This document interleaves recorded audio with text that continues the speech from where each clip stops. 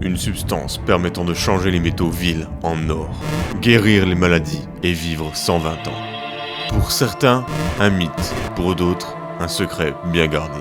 Entre mythe et réalité, quels sont donc les secrets de la pierre philosophale ? Bien bonjour jeunes gens, alors comme vous pouvez le voir, je me suis fait une petite blessure, mais c'est pas très grave, ça devrait se soigner là, parce que j'ai enfin découvert la pierre philosophale. Bien sûr, c'est totalement faux. Enfin, un petit peu. C'est vrai que c'est une belle pierre quand même. Hein. Voilà, de l'améthyste. Bref, on se retrouve pour une vidéo où on va parler de la pierre philosophale que vous avez sûrement entendu parler dans les histoires de Full Metal Alchemist, de Harry Potter ou sûrement plein d'autres films. Et je trouve ça plutôt intéressant. Les premiers écrits découverts sur la pierre philosophale datent de 300 avant Jésus-Christ. À partir du Moyen-Âge, les Arabes propagent le mythe de la pierre en arabe Al-Kimiyya en Europe. Selon la légende, cette pierre posséderait des pouvoirs extraordinaires. Elle serait le remède contre toutes les maladies, pourrait prolonger la vie humaine à l'infini, devenir immortelle et pourrait changer les métaux inutiles, vils qui nous coûtent rien, en or. Durant plusieurs siècles, notamment durant la Renaissance, les alchimistes tenteront en vain de percer le secret de la pierre philosophale. À partir du XVIIIe siècle, les avancées de la chimie moderne classent l'alchimie comme étant des pratiques obscures. Mais le mythe de la pierre philosophale continue néanmoins de susciter l'intérêt et l'imagination de plein de gens et donne naissance à des histoires rocambolesques. La recette de la fabrication philosophale est quelque peu ténébreuse. Selon les écrits, la première étape consiste à trouver une matière première dans les méandres de la Terre. Cette matière doit ensuite être dissoute dans l'eau. L'eau superflue évacuée par volatilisation crée une substance, une matière visqueuse. Et enfin, après avoir séparé les éléments subtils, les esprits purs doivent s'unifier afin de former la pierre. Au cours de différentes formations, la couleur de la matière évolue. La couleur noire présente la calcination, la blanche, le lavage, et enfin le rouge pour l'incandescence. Ces opérations aboutissent au grand œuvre, c'est-à-dire à l'obtention de la pierre rouge, donc de la pierre philosophale.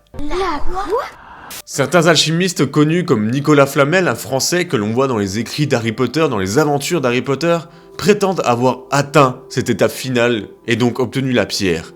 Mais malheureusement, rien ne peut le prouver car ils sont morts. Newton, je n'ai pas besoin d'expliquer qui est cette personne, a sans aucun doute eu une influence majeure sur la science. Nous lui devons notamment la théorie des lois de la physique, la loi universelle de la gravitation ou encore le télescope à réflexion. Mais le scientifique est beaucoup moins connu pour sa fascination sur l'alchimie. En effet, Newton a pendant des années étudié la méthode de transformation du plomb en or. La Chemical Heritage Foundation a récemment dévoilé un manuscrit signé de sa main qui révèle une recette pour obtenir une substance qu'il appelle le mercure philosophique. Il s'agirait de l'un des principaux ingrédients pour la fabrication de la pierre philosophale. Ces recherches sur l'alchimie ont néanmoins été volontairement cachées par ses héritiers afin de ne pas décrédibiliser toutes ces recherches scientifiques. Même si Newton n'a visiblement jamais réussi à créer cette fameuse pierre philosophale, son travail, ses recherches a tout de même apporté de nombreuses contributions à la science moderne. Et d'ailleurs, la méthode de recherche des alchimistes était bien différente de la chimie d'aujourd'hui. Aujourd'hui, on consiste à poser une hypothèse et mener des expériences pour la valider, si celle-ci concorde. Si ça concorde pas, c'est que l'hypothèse est mauvaise. En revanche, les alchimistes à l'époque partaient du fait que c'était totalement vrai ce qu'ils disaient, et si ça marchait pas, si ça concordait pas, c'est juste que la méthode était mauvaise, on changeait de manière jusqu'à ce qu'on prouve ce qu'on pense, c'est vrai. Voilà. En bref, s'ils échouaient, ils rejetaient l'expérience et non pas le principe initial de l'expérience. C'est ainsi qu'au cours des expériences laborieuses pour tenter de prouver quelque chose, ils ont tout de même fait des découvertes très intéressantes. Par exemple, certains éléments chimiques jusqu'alors jamais connus ont par hasard été révélés. Certains procédés ont aussi été inventés à cet effet, comme le bain-marie, la distillation, la métallurgie, la cristallisation et d'autres choses diverses et variées. À la fin du XVIIIe siècle, Lavoisier expose sa théorie sur les corps simples et les corps composés. Cette découverte est le point de départ pour la résolution du mystère de la transmutation des métaux, et par conséquent peut-être le mystère de la pierre philosophale. Le plomb et l'or sont composés d'atomes. Le plomb contient 82 protons et 126 neutrons, tandis que l'or contient 79 protons et 118 neutrons. Donc en toute logique, pour obtenir de l'or à partir de plomb, il faut juste modifier ces quelques atomes. Pour cela, il est nécessaire de modifier la structure du noyau même, et ça demande une énergie tellement importante, et puissante et chère Donc finalement, la méthode de fabriquer de l'or à partir du plomb a vite été écartée, car ça coûtait trop cher, et les alchimistes de l'époque doivent se retourner dans leur tombe. Bien que la pierre philosophale n'ait probablement jamais existé, elle reste une source d'inspiration importante. Dans un sens plus spirituel, l'évolution de la pierre brute à la philosophale est un symbole de développement personnel, le passage de l'homme commun à l'homme éveillé. À méditer.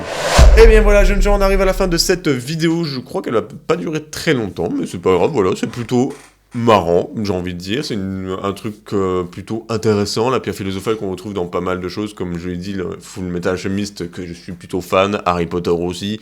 Donc voilà, ce qui est marrant en plus, c'est que dans Harry Potter, il y a vraiment Nicolas Flamel qui a vraiment existé. Il y a même une rue, non, c'est un restaurant où du coup habitait Nicolas Flamel, et ils ont fait un restaurant à la place. Voilà, si jamais à Paris, je ne connais pas l'adresse exacte, ça va peut-être s'afficher, voilà. Bref, sur ce, je vous dis portez-vous bien, bisous sur Petite Miche, bien moelleuse.